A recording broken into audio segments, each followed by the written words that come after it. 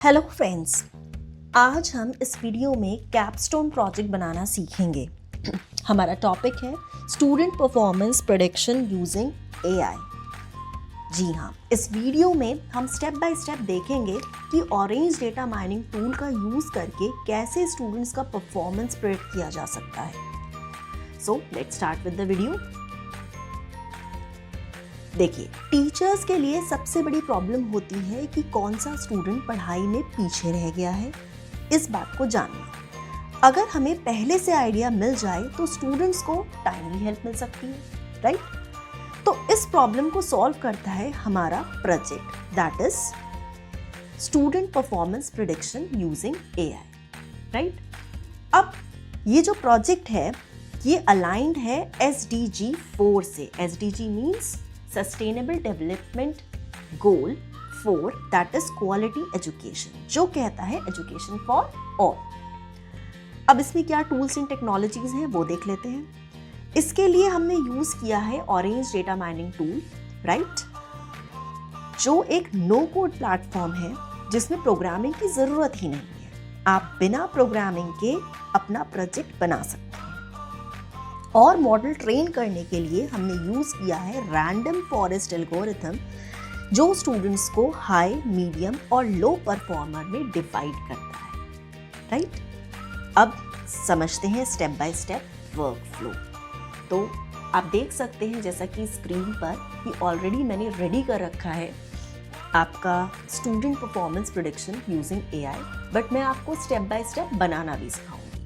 So let's start with the fresh project. So this is the fresh new page. Let's start with it. I have clicked on the new file and अब हमें क्या करना है, सबसे पहले file visit से data set import कराना है। कैसे कराना है, या तो आप डबल क्लिक कर लीजिए। अब यहाँ पर जैसे 2 आ गए हैं तो आप एक डिलीट कर सकते हैं या फिर क्लिक एंड ड्रैग कर सकते हैं, जैसा आपको ठीक लगे। अब फाइल विजिट आ गया। अब सेकेंड स्टेप क्या है हमारा, डेटा सेट अपलोड कराना और डेटा टेबल से डेटा सेट देखना।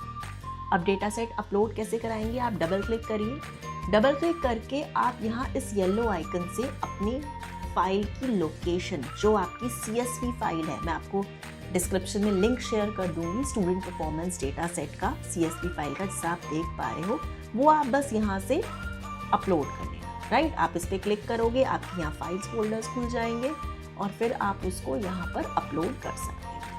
सेकेंड थिंग आपको क्या देखना है कि यहाँ पर ये चीज़ें आ रही हैं, अटेंडेंस जो कि एक न्यूमेरिक डेटा है, स्टडी आवर्स बच्चे ने कितने घंटे पढ़ाई करी, मैं इसको थोड़ा राइट साइड कर देती हूँ ताकि आप ठीक से देख सको। असाइनमेंट्स कंप्लीटेड, बच्चे ने कितने असाइनमेंट कंप्लीट करे।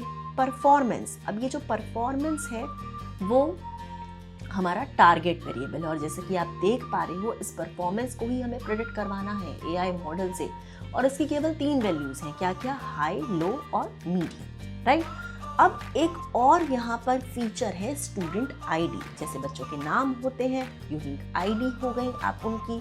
तो ये कैसा है हमारा, ये मेटा है। मेटा मीन्स कि इस पर कोई प्रेडिक्शन नहीं हो रहा है। प्रेडिक्शन जो हो रहा है वो हो रहा है on the basis of these 3 things. First is attendance in percentage, study hours, assignment completed, right? और क्या चीज़ प्रेडिक्ट हो रही है, परफॉर्मेंस प्रेडिक्ट हो रही है, जिसके 3 कैटेगरीज हैं, हाई, लो और मीडियम, ठीक है? तो इसको बस हल्का सा क्लिक कर देना है तो ये अप्लाई का बटन हाईलाइट हो जाएगा। अप्लाई पे क्लिक करके इस विंडो को हम कर देंगे क्लोज। अब हमारा डेटा सेट जो है वो अपलोड हो चुका है। अब क्या करना है, अब डेटा टेबल में स्टूडेंट्स के रिकॉर्ड को देखना है।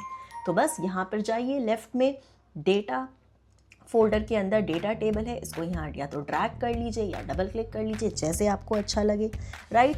अब आपको एक कनेक्शन लाइन बनानी है फाइल विजिट से डेटा टेबल विजिट तक, मतलब फाइल विजिट का आउटपुट डेटा टेबल विजिट के इनपुट में जाएगा, ये आपको ध्यान देना है।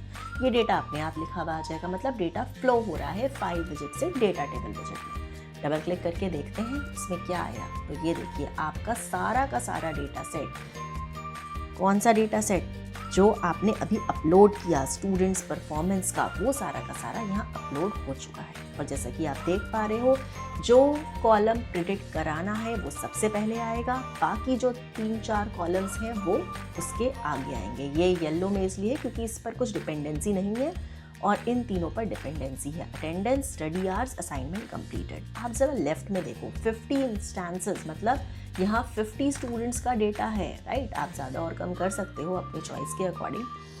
चलिए अब इसको हम कर देते हैं क्लोज। तो अब हमने डेटा देख लिया है, अब क्या करें, अब स्कैटर प्लॉट बनाते हैं। अब स्कैटर प्लॉट कहाँ मिलेगा, वैसे तो ये विजुअलाइज टूल में मिलता है, बट अगर आप ना ढूंढ पाओ तो यहाँ फिल्टर में लिख लेना स्कैटर, ठीक है। देखो विजुअलाइज टूल में स्कैटर प्लॉट मिल गया, इसको आप ड्रैग कर लो यहाँ। अब फाइल का आउटपुट आप जोड़ो स्कैटर प्लॉट के इनपुट से, बिल्कुल ऐसे जैसा कि मैंने अभी किया। डबल क्लिक करते हैं, डबल क्लिक करते ही एक ग्राफ शेप में स्कैटर प्लॉट आ जाएगा। होपफुली आपको पता होगा स्कैटर प्लॉट क्या होता है, जिसमें अटेंडेंस और स्टडी आवर्स का इफेक्ट क्लियरली देख सकते हैं। आप देखो एक्स एक्सिस पे स्टडी आवर्स है, वाई एक्सिस पे अटेंडेंस है, राइट। अब हाई परफॉर्मेंस जो कि ब्लू शेड में है ना, तो हाई परफॉर्मेंस किसकी होगी, वैसे ही सबको पता है जिनका स्टडी आवर्स ज़्यादा है और जिनकी अटेंडेंस ज़्यादा है वो कैसे परफॉर्मर होंगे, हाई परफॉर्मर होंगे।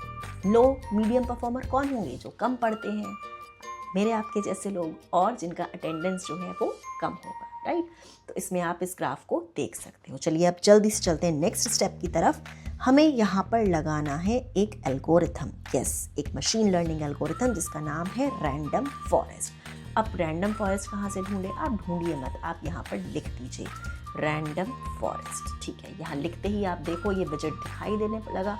अब ये रैंडम फॉरेस्ट को आप यहाँ ट्रैक कर लीजिए या डबल क्लिक कर लीजिए, जैसे आपको अच्छा लगे। अब क्या करना है, ये रैंडम फॉरेस्ट किससे जोड़ना है बताइए। रैंडम फॉरेस्ट आपको जोड़ना है ठीक फाइल बजट से, ठीक है।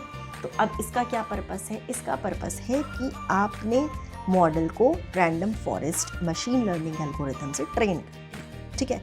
ये एक ऐसा एल्गोरिथम है जो मल्टीपल डिसीजन ट्रीज का फॉरेस्ट बनाता है और मिलकर डिसीजंस लेता है। जैसा एक स्टूडेंट को एक टीचर से एडवाइस मिलती है, ठीक है, एक स्टूडेंट को एक टीचर से एडवाइस मिलती है तो वो एक की ओपिनियन है, राइट। बट अगर 100 टीचर्स मिलकर डिसाइड करें तो डिसीजन ज़्यादा एक्यूरेट होगा। वैसे ही रैंडम फॉरेस्ट करता है, फाइन। अब और सिंपल टर्म्स में बताते हैं, जैसे मैंने आपको अभी बताया रैंडम फॉरेस्ट में मल्टीपल डिसीजन ट्रीज होते हैं। तो डिसीजन ट्री क्या होता है, एक सिंगल ट्री जिसमें क्वेश्चंस होते हैं इफ एल्स टाइप और लास्ट में एक प्रेडिक्शन, फाइन। प्रॉब्लम क्या है, एक सिंगल ट्री ओवरफिट हो सकता है, मतलब ट्रेनिंग डेटा पर परफेक्ट बट न्यू डेटा पर वीक, फाइन। और रैंडम फॉरेस्ट क्या करता है, multiple trees plus majority voting, ये रैंडम फॉरेस्ट का काम है। तो हर ट्री अलग सैंपल और अलग फीचर्स पर ट्रेन होता है। तो जब प्रेडिक्शन करना होता है हर ट्री अपना वोट देते हैं और मेजॉरिटी वोट का फाइनल आंसर होता है, ठीक है। अब हमारे प्रोजेक्ट में रैंडम फॉरेस्ट यूज करके हमने प्रिडिक्ट किया कि एक स्टूडेंट की परफॉर्मेंस हाई, मीडियम या लो, इनमें से क्या होगी, ठीक है। मल्टीपल ट्रीज ने कलेक्टिवली डिसाइड किया और इसलिए एक्यूरेसी बेटर मिली as compared to a single tree model. चलिए अब चलते हैं अपने नेक्स्ट स्टेप की तरफ। हम लगाते हैं इसमें टेस्ट एंड स्कोर विजेट, जो कि एक मॉडल इवैल्यूएट विजेट है।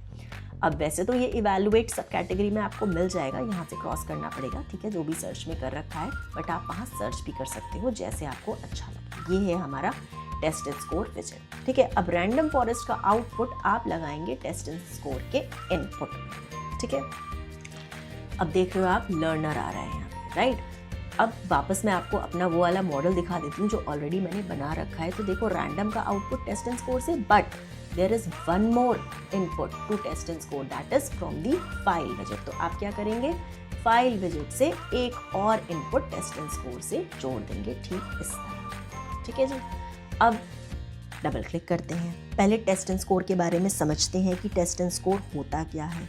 तो मॉडल इवैल्यूएट हमने किया टेस्ट एंड स्कोर विजेट से। अब हम इन चीज़ों को समझते हैं, ये जो छोटे छोटे पैरामीटर्स लिखे हुए हैं जिनकी कुछ ना कुछ वैल्यू आ रखी है, राइट, इनको हम समझ लेते हैं कि ये क्या क्या है। पहला चलते हैं AUC। Now what is AUC students, it is area under cover, ठीक है। ये कितना आ रहा है हमारा 0.943, जो कि एक बहुत अच्छी वैल्यू है। ये बताता है कि मॉडल कितने अच्छे से क्लासेस को अलग कर पा रहा है। अगर 1 है तो परफेक्ट, 0 है तो बैड, बट ये तो 0.9 नियर टू 1 है तो इट इज गुड।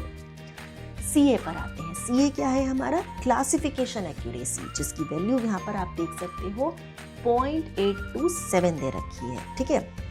एक्यूरेसी हमारी 82% है, मतलब 82 प्रेडिक्शंस हमारी सही हैं।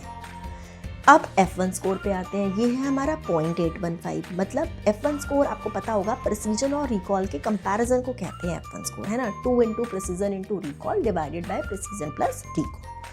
अब रिकॉल की भी वैल्यू दे रखी है, देखिए यहाँ पे प्रिसीजन की भी वैल्यू दे रखी है।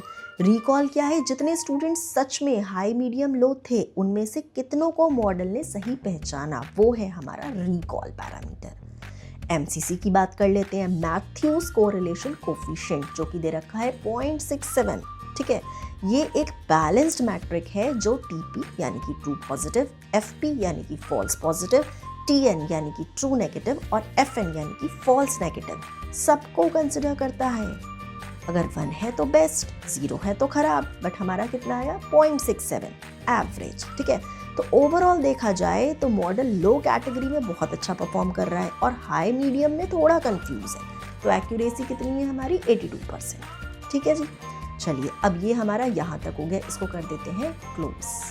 अब यहाँ देखते हैं, दोबारा वापस आते हैं अपने बने बनाए प्रोजेक्ट पे। एक लास्ट पैरामीटर लगा रखा है हमने कन्फ्यूजन मैट्रिक्स का, तो जल्दी से सर्च कर लेते हैं कन्फ्यूजन मैट्रिक्स और लगा देते हैं यहाँ पर। कन्फ्यूजन मैट्रिक्स को हमने ड्रैग एंड ड्रॉप किया। अब हमने टेस्ट एंड स्कोर के आउटपुट को कन्फ्यूजन मैट्रिक्स के इनपुट से जोड़ा, ठीक है, जैसा कि आप देख सकते हैं स्क्रीन पे। डबल क्लिक करके देखते हैं, समझते हैं इस कन्फ्यूजन मैट्रिक्स में हो क्या रहा है। तो फ्रेंड्स आगे सीखते हैं कि ये कन्फ्यूजन मैट्रिक्स का मतलब क्या है, राइट। जैसा कि आप लोग देख पा रहे हो मेरे स्क्रीन पर कि ये कन्फ्यूजन मैट्रिक्स है, राइट। अब इस कन्फ्यूजन मैट्रिक्स में क्या हो रहा है कि 3 तरफ हाई लो मीडियम लिखा हुआ है, ठीक है, एक्चुअल वैल्यूज हैं और इधर ऊपर प्रेडिक्टेड वैल्यूज हैं। अब इसको समझते हैं, जैसे यहाँ लिखा हुआ है 9, तो 9 स्टूडेंट्स जो थे आउट ऑफ 50, उनकी परफॉर्मेंस जो प्रिडिक्ट हुई थी वो हाई की हुई थी और एक्चुअल में भी वो हाई परफॉर्मर थे, ठीक है। 9 स्टूडेंट्स एक्चुअल में क्या थे, हाई परफॉर्मर, प्रिडिक्शन क्या हुई, हाई, मतलब करेक्ट प्रिडिक्शन हुई। 1 स्टूडेंट जो था एक्चुअल में था हाई परफॉर्मर, बट प्रिडिक्शन क्या हुई, AI मॉडल ने, हमारे मॉडल ने क्या प्रिडिक्शन करी कि भाई वो स्टूडेंट कैसा है, लो परफॉर्मर है, ठीक है।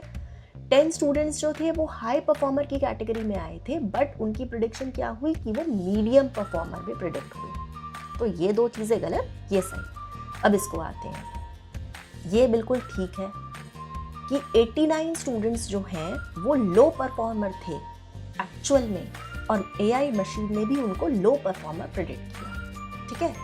1 स्टूडेंट एक्चुअल में था लो परफॉर्मर और प्रिडिक्ट हुआ मीडियम एंड सो, ठीक है। सो फ्रेंड्स आपका ये मॉडल तैयार है। तो रिजल्ट सिंपल है, जिनके अटेंडेंस और स्टडी आवर्स ज़्यादा थे उनका परफॉर्मेंस हाई था। गलती मोस्टली मीडियम और लो परफॉर्मेंस को अलग करने में, ठीक है। ये हमारे, तो फ्रेंड्स ये प्रोजेक्ट प्रूव करता है कि AI टीचर्स की हेल्प कर सकता है स्टूडेंट्स को समझने और उनको टाइमली सपोर्ट देने में। सो फ्यूचर में हम और फीचर्स ऐड कर लेंगे, जैसे टेस्ट मार्क्स और ज़्यादा डेटा और एक रियल टाइम डैशबोर्ड बनाएंगे, राइट। सो होपफुली आपको ये वीडियो समझ आया होगा ऑरेंज डेटा माइनिंग टूल पर। अगर आपकी कोई क्वेरीज हैं तो आप उसको कमेंट बॉक्स में लिख सकते हो, राइट।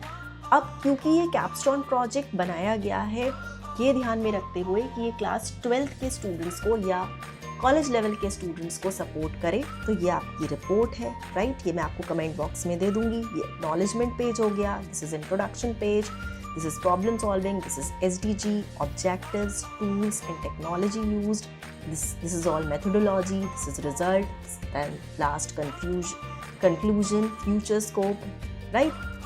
And क्योंकि क्लास 12 के स्टूडेंट्स को वीडियो भी बनानी है, राइट, तो उसमें मैंने सारा पार्टीशन लिखा हुआ है कि किस तरह से आप स्क्रिप्ट्स, और आप स्क्रिप्ट में बोलोगे क्या। अगर आप ग्रुप में 2 स्टूडेंट्स हो, 3 स्टूडेंट्स हो, मैक्सिमम आप सबको पता होगा 5 स्टूडेंट्स ले सकते हैं, राइट। तो पूरी की पूरी स्क्रिप्ट मैंने यहाँ लिखी हुई है कि पहले प्रॉब्लम स्टेटमेंट आपको मिलजुल के कैसे बोलना है, फिर SDG अलाइनमेंट के बारे में बोलना है। या आप ऐसे भी कर सकते हो कि एक स्टूडेंट ने प्रॉब्लम स्टेटमेंट बोल दिया, एक स्टूडेंट ने SDG अलाइनमेंट बोल दिया, another one can speak about AI algorithm used, ठीक है। फिर वर्किंग ऑफ द प्रोजेक्ट के बारे में समझा दिया आपने, ठीक है। नेक्स्ट हो जाएगा आपका कंक्लूजन और लास्ट में एक्नॉलेजमेंट, फाइन। तो आई होप ये वीडियो आपको समझ आया होगा। आपकी जो भी क्वेरीज हैं आप कमेंट बॉक्स में ज़रूर लिखना और बताना कि आप किस टाइप के वीडियोस इसमें और समझना चाहते हो as a tutorial. Please do like and subscribe my channel. Thank you for watching.